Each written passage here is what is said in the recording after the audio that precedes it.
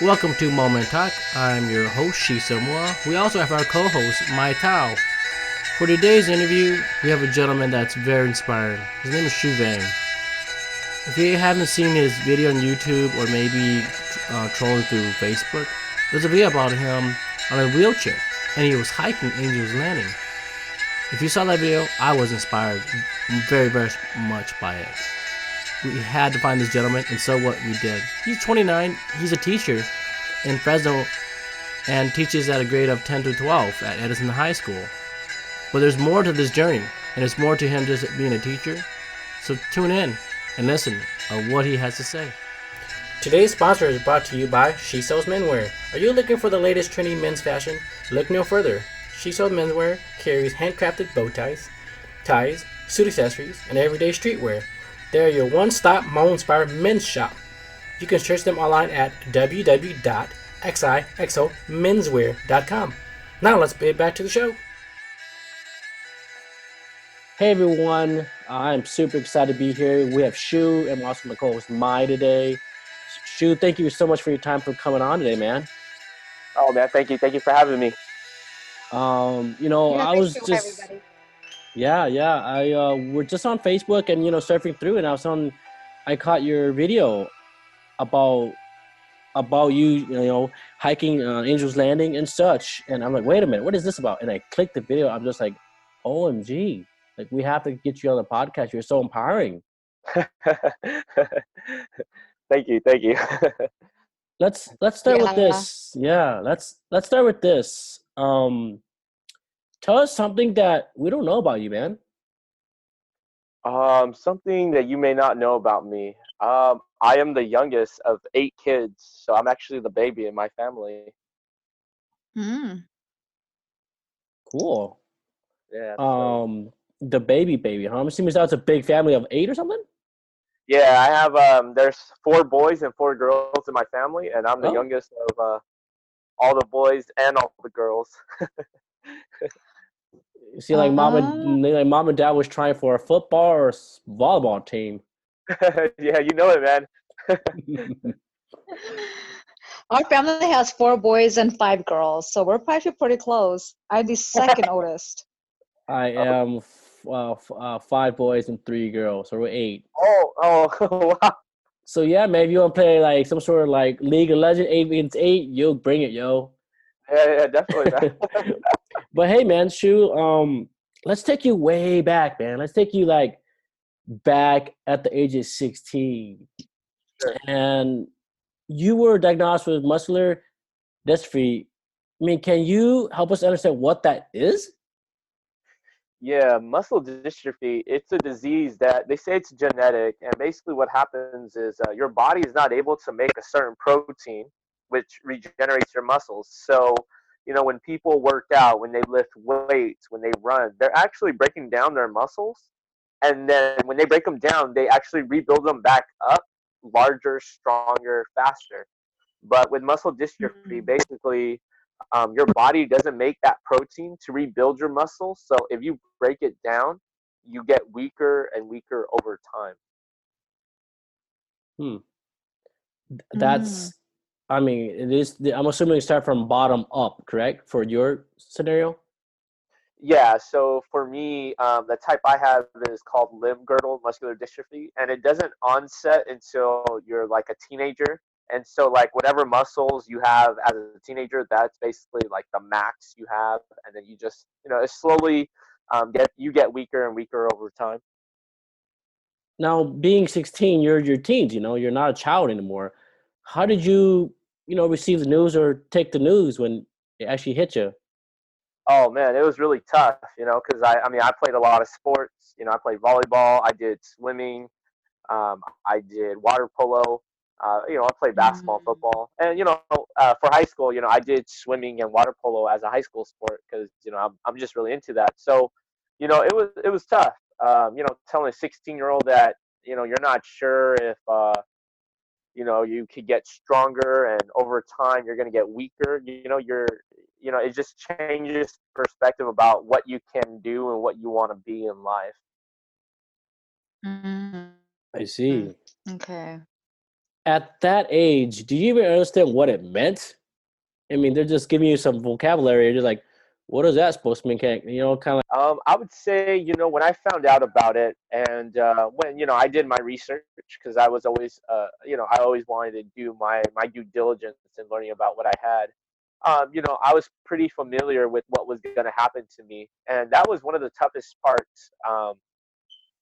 If you tell a 16-year-old that, hey, one day you're going to be in a wheelchair, you're not going to be able to Mhm. run, to walk, to get up as easily as other people can.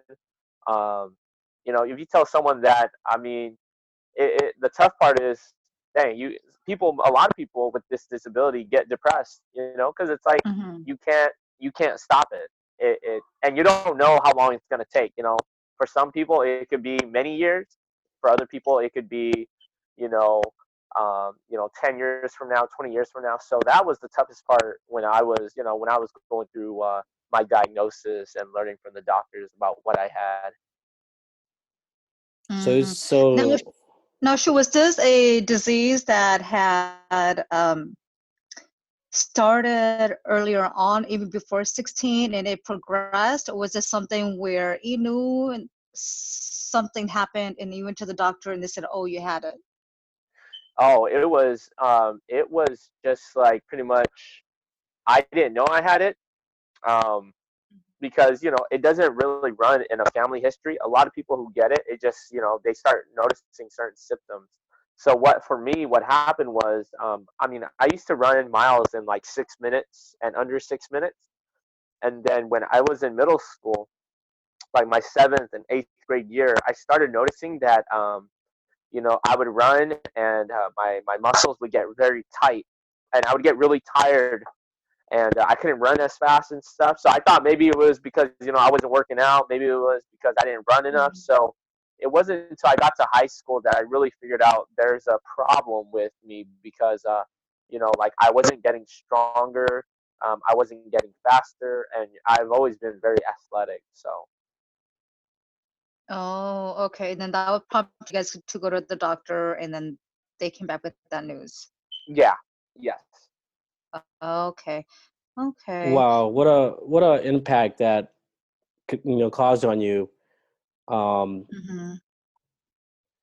Now, with that being said, what were your challenges? I mean, emotionally and physically. Yeah, I mean, I had a lot of challenges. I would say one of the toughest ones is, you know, um, emotionally. I was a little.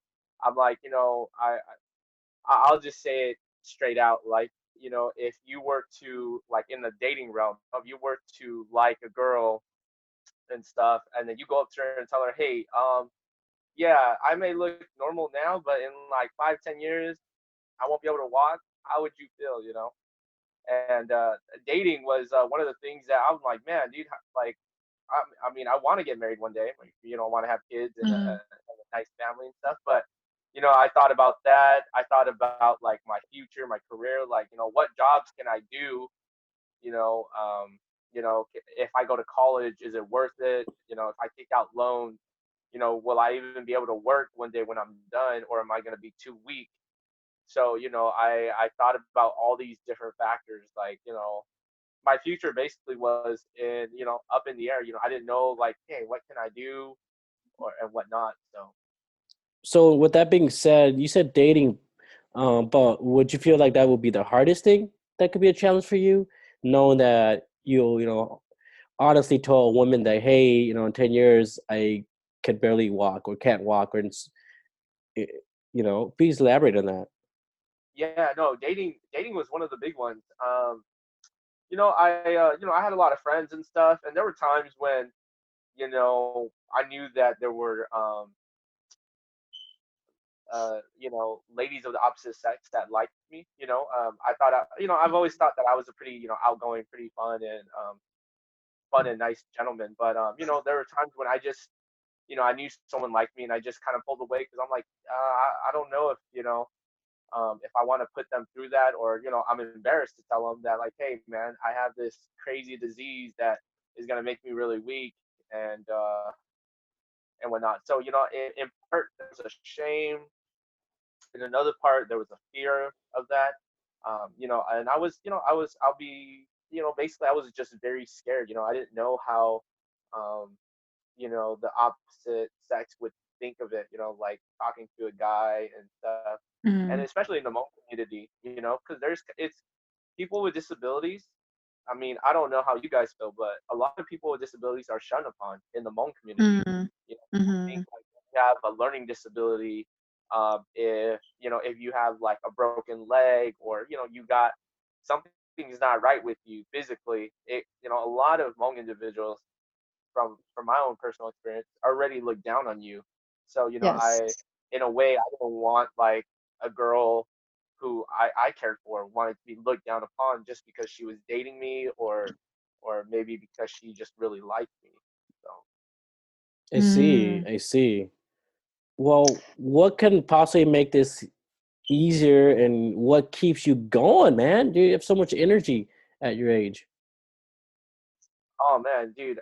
Well, you know, I am Christian, so I believe that you know the suffering that I have on this earth is not forever.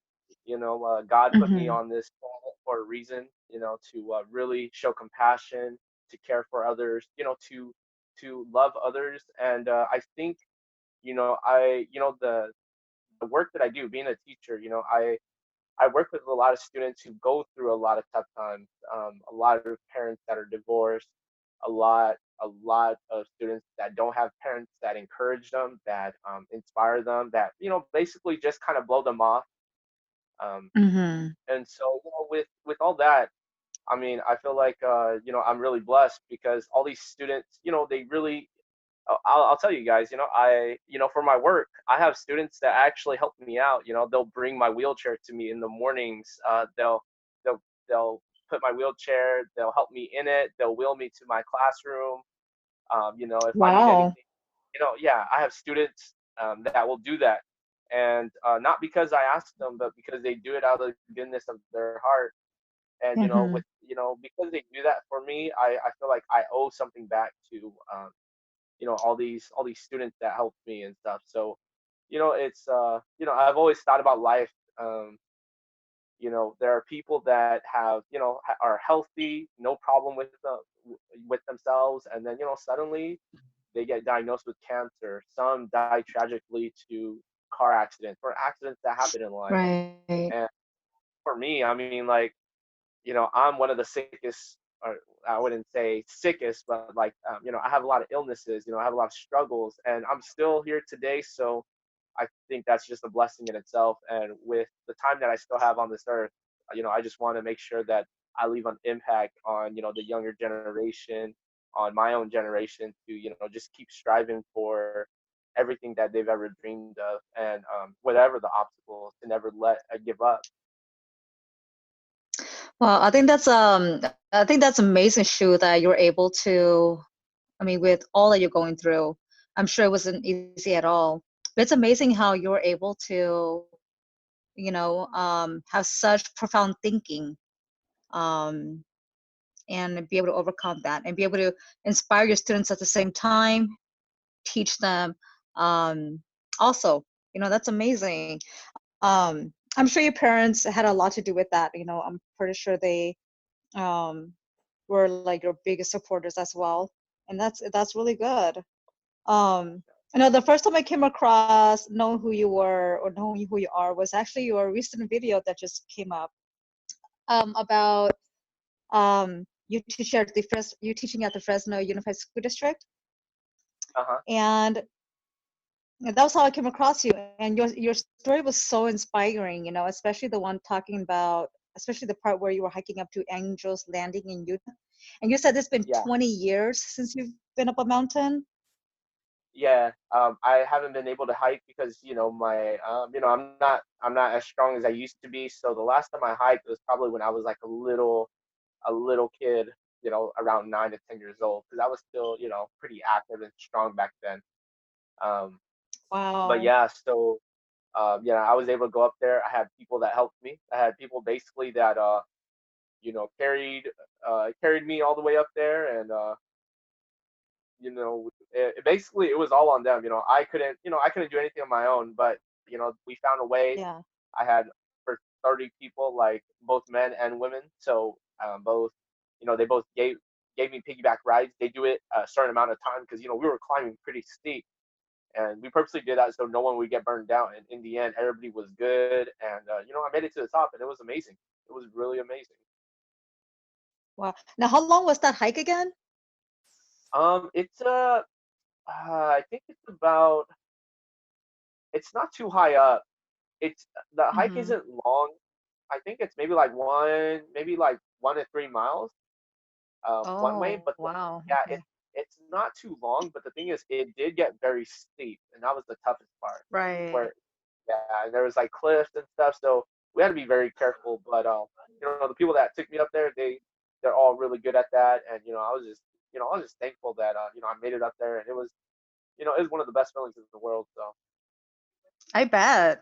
How did you feel when you finally got to the top and you saw everything around you? What was it like? Give us a taste of what it felt like when you got up there.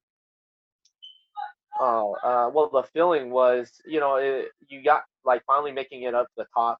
You got to see, the beauty of, Zion National Park, and it really made me reflect on being a teacher and stuff. How, so many people Mhm. don't ever get to make it to the top of the mountains. So many people, um, are down below and they don't have anybody to help them. And I was blessed and fortunate enough to be able to make it to the top. So it really made me think about everybody that has ever helped me to get up there, because Mm. it's not just the team here, but it's all my students that have helped me in my classroom.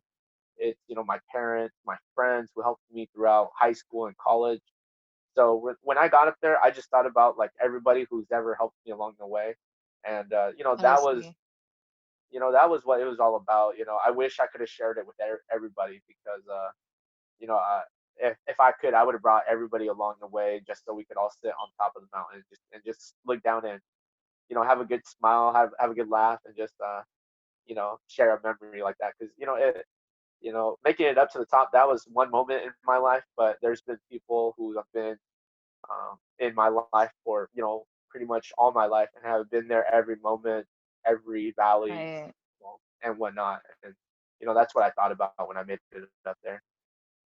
Oh, that's amazing. That's really, really cool. Um, I know, were you ever a nature guy? Were you ever into like nature or were you more an ocean person? I'll admit, I lived on the coast, so I love the ocean, and I mean Okay. nature. I loved fishing, but if I had to choose between fishing at a lake and fishing in the ocean, I'll take ocean every day. Oh, then you don't belong in Minnesota. We only have lakes for fishing. Yeah, No yeah, ocean no, here. yeah, I know. My sister's like, "Hey, we're the land of 10,000 lakes." I'm like, "I'm sorry, I'm an ocean type of guy." Yeah, then just stay there. Yeah, Oh, that works wow. out. Well, that's totally awesome. Um, and then you became a teacher. You've been a teacher for 6 years now. Yeah, I've been a teacher for 6 years now. I mean, I didn't know what I was gonna do for the longest time, but I had some high school counselors and teachers say like, "Hey, man, you have like, I feel like you could teach," and they just encouraged me throughout the whole process. So, when I went to college, I pursued it, and I enjoyed it, and I thought that I may not be the best teacher, may not be able to give students the best lessons and stuff, but I thought I could make a difference in terms of how young men and women will shape, like if I could shape their lives positively. So like give them hope, inspire them, teach them that, hey, education is important, but there's lessons that are more important than curriculum, like chemistry and biology, which are Mm. the subjects I teach. They're not that important compared to lessons of life, like never giving up, always trying to succeed, helping others. I think those are the most essential and important lessons that we can ever learn. Mm. Okay. What do you teach, by the way? Oh, I teach biology, high school biology and chemistry. So it's anywhere from 10th through 12th graders. Oh, okay. Yeah, You have that really, really tough topic that a lot of students just don't enjoy, it seems. Chemistry is Yeah, pretty hard if I remember taking it in class.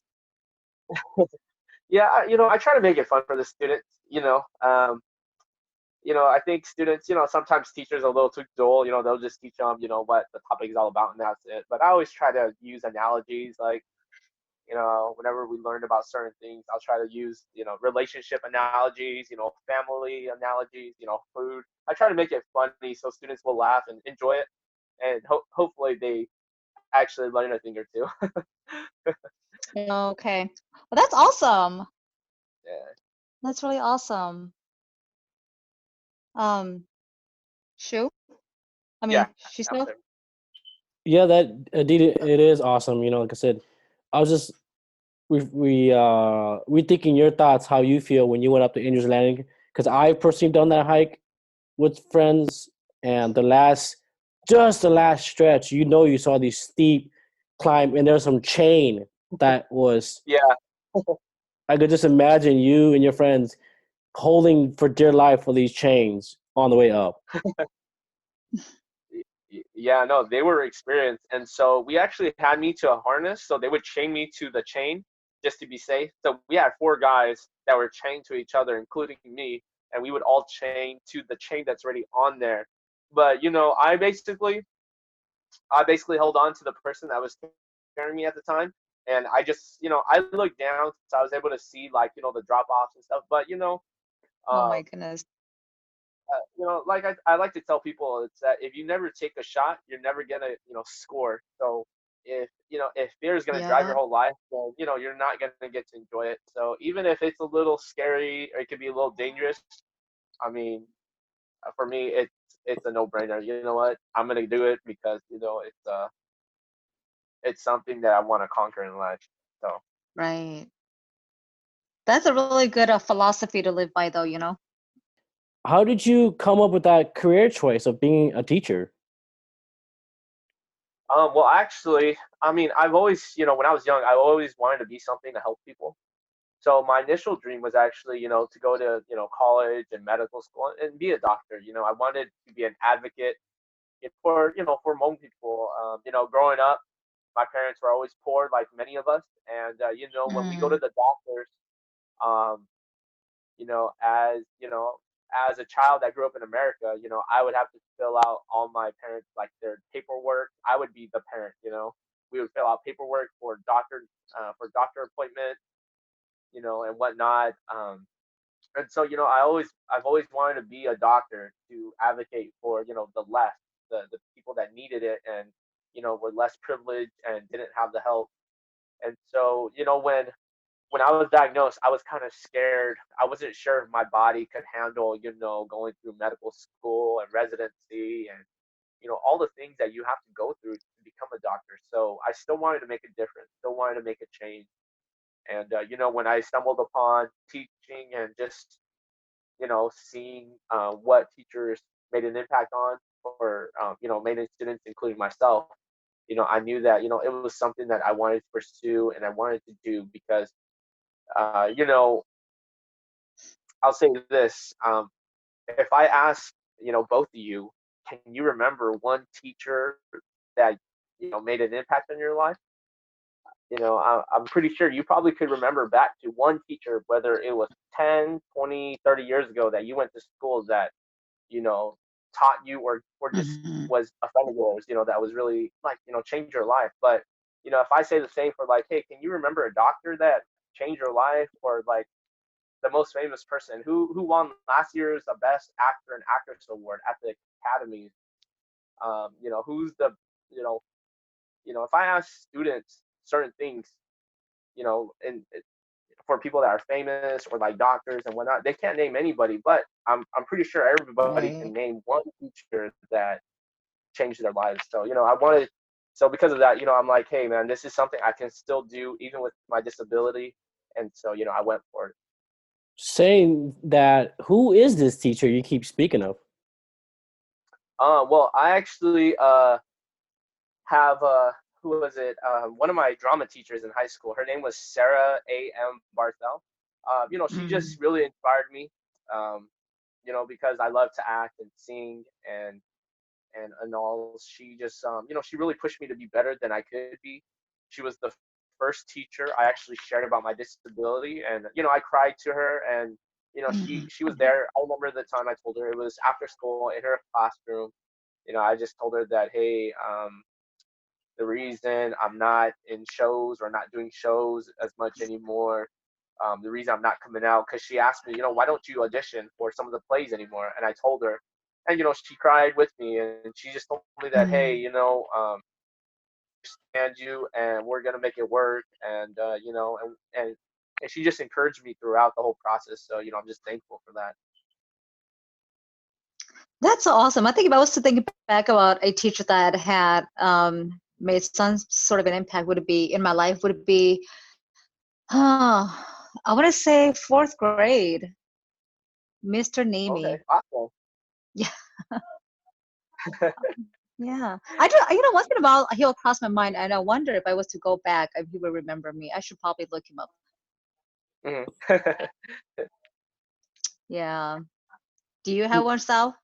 It was a algebra teacher in high school. I can't remember the guy's name, but just the way he taught and his structure, it was just very different on every teacher that in every class I've been to. But I can't remember his name. Yeah. I know where he's been. I mean, if you can still remember him, that speaks volumes to what he did for you. So Yeah, for sure. With that, if that teacher impacted me and that teacher impacted and your drama teacher impacted you, the real question is, do you see yourself in a lot of your students that you are teaching? you know what? I really do. I do see myself in a lot of the students that I teach, because when I look at them and I see how they react and how they are now, I see myself as a little kid, someone who didn't really have an identity, someone who Mm. kind of wasn't kind of in the shallows, didn't really. I mean, I was very involved and I loved school and stuff, but I see a lot of kids that they're they just isolate themselves a lot. A lot of them suffer from loneliness. A lot of kids Mm. don't admit it, but when they don't have support from their parents, like if a kid plays a sport and the parents never come to watch, a lot of Mm-hmm. kids say, "Oh, it's okay, nah, no worries, it's just my mom and dad," but it actually means something to them. And the reason I know that is because I'll actually go support some of my students, whether they play soccer, whether they play football, volleyball, or basketball, and I could just see that, just even though I'm not their parent, even I go and watch the game, they'll come up to me afterwards and be like, "Hey, thank you for coming to watch." It means something, whether Right. that person plays the sport or they're just sitting on the bench. It means something to them that, hey, someone I know actually came to watch me. And I see that in a lot of my kids, because they just they're all looking for an adult, someone to listen to them, someone to talk to them, someone that they can talk to. And so, like, I already see it, because one of the students that was like was like a son to me. He always hung around with me. His parents are divorced, and his mom is a sweet lady. His father's not really in his life, and Mm. you know but he would always like listen to me, and I would tell him, hey, no matter what, you gotta always strive. You gotta be better.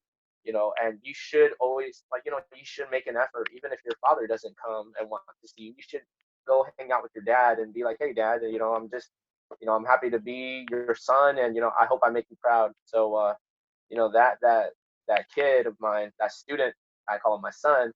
He's doing good things now, and all his friends love him too, because they're just like, dude, you're like our big brother. And Mm. he's just a good kid. And actually, I'm gonna go see him. He's in the Air Force. He's graduating from boot camp in December. So Wow. That's yeah. totally amazing. Thank you for what you do. Yeah, I think Oh teachers are no, it's just cool. so amazing. Yeah. Um, every day I send my kids to school or watch them go to school, I'm just like, goodness gracious. I don't know how those teachers do it, but they do it.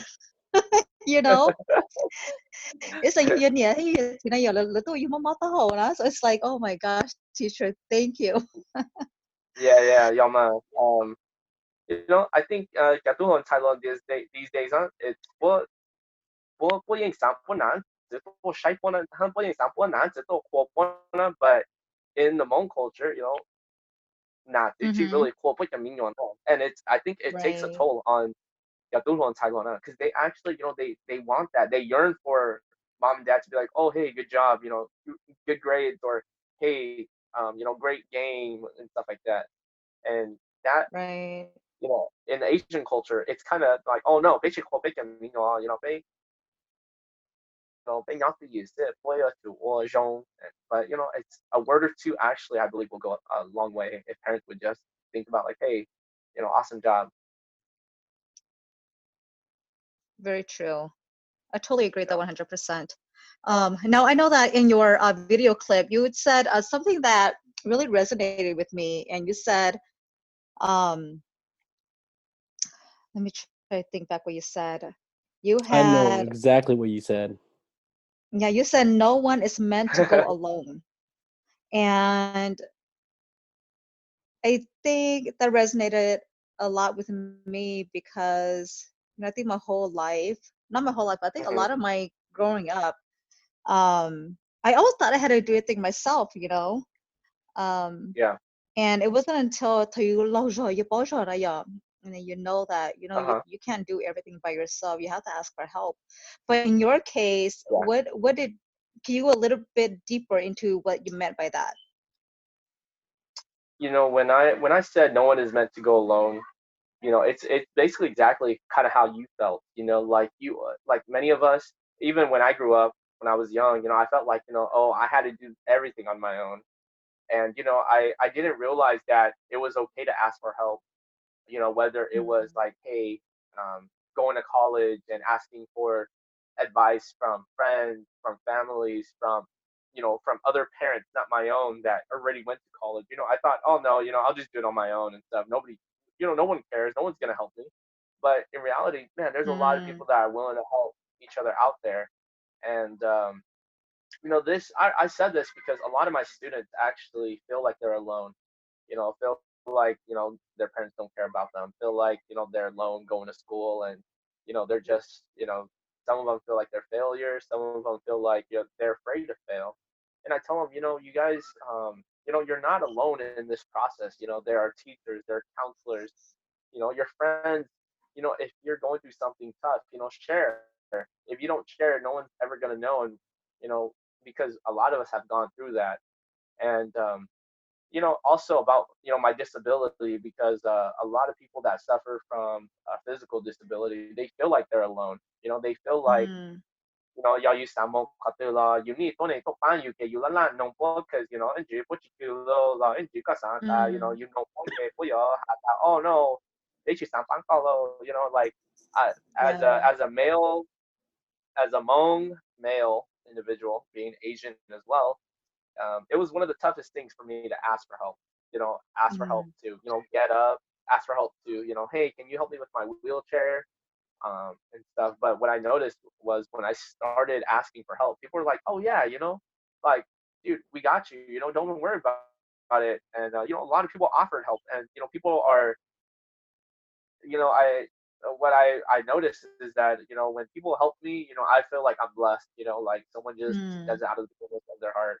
And I hope that by helping me, the person who helps me, they feel blessed too, because I always try to, anybody who helps me, I always try to take them out to eat a nice lunch or a breakfast or something. Be like, hey, I just want to say thank you. It means a lot to me that you would take whether it's a long or short time out of your day just to help a person like me. Right. And I just hope, yeah. And I mean, I wasn't sure if I was going to share this, but I'll share this just so you guys know. um Yeah, go right ahead. I, yeah, yeah, a student of mine, her she's going through a tough time, because her parents are divorced. And her father, it's domestic violence, and her father is very he's not abusive towards the kids, but he's abusive towards the mom. and this Mm, student of mine, she didn't know who to talk to, and there were times when she had to stay late after school, and she didn't have a ride because her mom had to work, and you know she helps me around in my class and stuff. So I told her, if your mom is okay with it, I could send you home. I don't mind.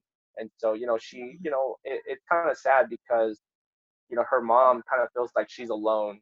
Her father is abusive, threatens her mom. And I would right. tell this young lady that, hey, tell your mom she's not alone. There are people here that like are willing to stand up for her, to help her. She can get through this because she's a single mom and she has 4 kids, and the one that I teach is the oldest, and she's the oldest daughter.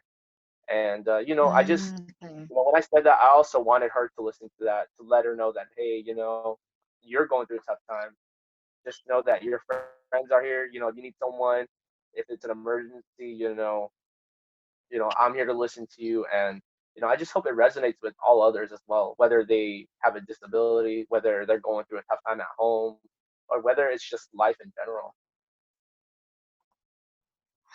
And so I wanted to just Shu, I really wanted to just say thank you because especially, nowadays with the recent incidents with our young students, our young children, committing suicide, it's so important that we remind them, especially Nick and Neku, that they go to school and many of them look up to you guys. Um, Yeah. it is very gratifying, and it's really good to hear that you guys are letting these students know that they're never alone and they don't have to go through it alone. Yeah. Because many of them do. I mean, I think even Akila growing up, we probably felt that way too. So Yeah. again, thank you for that. Really, really, it's from the bottom of my heart. Really, thank you. Oh no, you're very welcome. And it's I think it's our responsibility and our duty, and it's right to just let each other know that they don't have to walk this road alone, because life is tough, and when people Yeah. go at it alone, it's just it leads to depression, and then that leads to a whole other list of things that can happen to the individual. So always like whether and I what I like to I don't like to just say it to my students too, but just to anybody out there that you know you can be an adult, you can be a little child, it doesn't matter. I think everybody does need some community, does need to feel wanted, feel loved. And I think that's what we need to express in our everyday life. It would make the world a very better and more peaceful and just awesome place to live in. Yeah, 100%. Yeah, I totally agree on that too. And again, it's amazing that you helped that gal out and what she's going through back at home.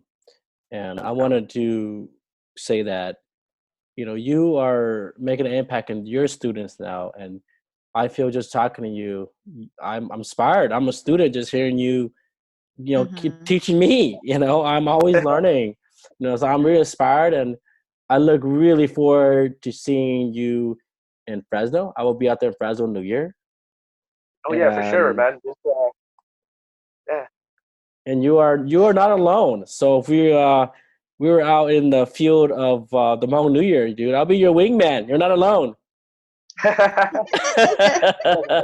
if you guys come to Fresno, I'll email you guys back my number and just hit me up. I'll take you guys out to fun, my treat, because you guys are coming, Yeah, you for guys are visiting. No, it sure. should be it should be my treat. No, So no, it should no, be my treat, and again, I get definitely you got a good wingman if you're not alone. So I'll help you out. I'll help you out on the field, man. I'll help you out on the field. So what is next on your list, Shu? I mean, in the next um, few years, what do you have going for you? Any plans, actually, goals yet? yeah, I have a plan. I might, I'm not gonna tell my parents yet, but I'm gonna skydive. I'm gonna skydive Oh, Go. because I am turning 30 this year. So, in next year, I'm gonna skydive sometime in January or February, one of those 2 months. Also, wow. actually, because of my students, I always tell them, I want you guys to, fulfill your dreams and strive for them and aspire to complete them. A lot of my students actually encourage me because they know I want to be a doctor. They're like, Mr. Vang, why don't you go back to school and, do, complete your dream? And so, I've been thinking about it for a while, and I'm not sure if I'm going to go to medical school, but I may go back to school to become like a physician assistant. So, Okay. because I still want to be able to teach and stuff. So, I will make that final decision. I want to teach at least one more year after this year. And then after that year, I will, decide like, hey, man, am I going to do it? Am I going to live up to what I teach, or am I going to just, so, but I love teaching though. So it's kind of like, I wouldn't be changing my career because I want to make more money. I wouldn't do any of that. It would just be simply because I want to complete or reach one of my dreams in life. So Right. Wow. Well, there's nothing but best wishes to you, man. thank Um, it's on the endeavor. Those are big dreams. So yeah, we wish you well and good luck. you. And I would look forward to hear about a wedding one day. Oh well, I mean, if you guys really want to know, I've actually. Well, I don't want to make you guys cry on air, but yeah, Oh. Oh, well, make I us can tell you. you would like to cry. Wait, whoa, whoa, whoa, whoa! Please do. What is this about? Now you can't. We can't No, get you off the. You can't get off now till you tell now. Yeah, we want to I've, cry. I'll just tell you guys. I've actually been married, and I have a daughter. But Oh. when yeah, so if you go onto my Facebook, you'll see pictures of my daughter and whatnot. But yeah, when my disability got worse, and I started using a wheelchair. My wife at the time actually, things started getting really bad with her because she, we couldn't do a lot of things that other couples do. We couldn't like hide, Mm. couldn't really like walk on the beach and whatnot. So she actually left. So that is and that was before all of the Angels Landing and stuff too. So basically, when I went up to Angels Landing, it wasn't just like it wasn't just amazing, but it was like it made me feel like, dang man, I like my life is worthwhile. It's meaningful. That someone else shouldn't dictate whether I should be loved and whatnot. So that's Angels Yes. Landing was like amazing for me. It was kind of like reconfirming everything, right? Like Yeah, you yeah, biggest supporter and you can achieve pretty much anything. Wow. How yeah. old is your girl? How old is your daughter now? Oh, she's 6, so she's in first grade. Um, Oh. very very smart. Uh, and she's just she has been an amazing person because ever since she was small, she knew that I couldn't really run and stuff. So even when she started walking and stuff, she would always be very gentle with me. Like wouldn't try to bump into me. Would walk really slow around me, and she is more than anything I could have asked for because she just the way she understands me. It's like me and her are like what do you call it? Pea in a pod.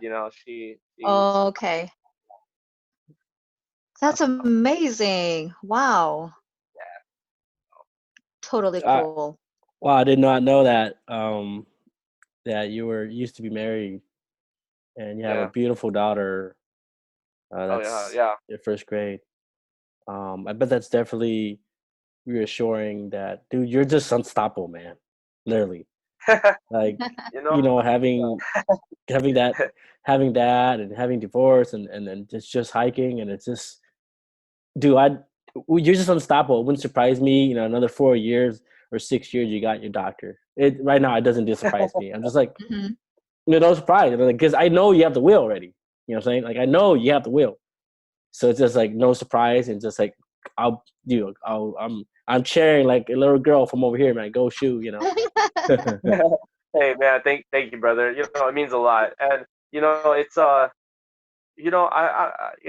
what I love is I I hope that, when I talk to people, it's not just me inspiring them. It's also like, I love getting to know people and getting to know them personally and being like, Mm-hmm. hey, you have a friend, because, I go to I've heard a lot of speeches. I am Christian, so I go to church, and, you hear pastors speak and they say very good things. But, a lot of the stuff that we say means nothing if we don't have personal ties or a relationship with Mm-hmm. the people that we're speaking to. So, above all that Frazzle Unify, that's, I don't worry about that as much. What I love to do is I love to get to know people one on one and actually get to know them. And so, like, they will feel like, hey, there is at least one person on this earth that, is, talking to me, is thinking about me, is there for me when I need them. And I feel like that's, you know, uh, many times a lot of people are always trying to reach like multitudes of people, and for me, it's Right. not about all the people. It's just about the one, that one person that may need, um, we need someone to just ask them how their day is. I think that's Say no what we more. We're gonna go get some pho when I come down there. this brother. You guys have to, and let me know. Let me know how everything went. But definitely, if I come to Fresno, I'll definitely get in contact with you, Shu, so we can talk more about what's gonna happen in the next few years in our lives, right? Yeah, no, But for sure. it was. I was, after I saw that video clip of yours, when both Star and I were both we're like, oh my God, we have to get him on the show. We have to know more, Yeah. because wow, So, thank you so much for you giving your time. We know that, you are really busy. You probably have some things to do tonight to prepare for your class this week. But thank you so much for sharing your story, for willing to come on and, just giving us your time. Um, Oh, yeah. there's nothing but, good luck on our end for you. Thank you. No, thank you for having me. I mean, I love how you guys have this Hmong men talk. I think people need to hear more about, Hmong men talking, like, Yes. because a lot of Hmong men have pride. They're not willing to, like, let go of that pride and express, like, their Right. struggle, things that they may have issues with, to support one another. And I think that's something that's lacking in our community. Right. Well, thank you very much for that. That means a lot. It really means a lot. So thank you for that. Oh, thank Yeah, you. Um, yeah. No, thank you, so much for that. And yeah, it is gonna wrap this up, from me and and yeah, just last party word, and that's it. Shoot. Yeah, definitely. And then, yeah, awesome, man. I hope to see you for Fresno New Year. See you Yeah, I'll there. shoot you my number. Yeah, for sure, brother. all right. Well, everyone you have a great night, Shu, and a great week. And I'll see if I can join you guys in Fresno this year too. I'll let you guys know. Yeah, please come out, dude. No, since you guys are coming, my treat, okay? If I ever come up there, Okay. you guys could treat me. But since you guys are coming down, please, yeah, let me know, and I'll treat us Cool. to some fun, and we can just have a good talk. Definitely. Cool. All right. Well, thank you. All right. That ends our episode. If you haven't yet, visit our official website at www.hmongmentalk.com or like and share us on Facebook at Hmong Men Talk. Who also believes in building family values. She believes not only in investing in your future, but also investing in your present moment, creating time and memories with your family. If you have any insurance needs or any questions, please don't hesitate to call her at the link below. Also, a special thanks to DJ Peter for using his beats. You can check him out at YouTube.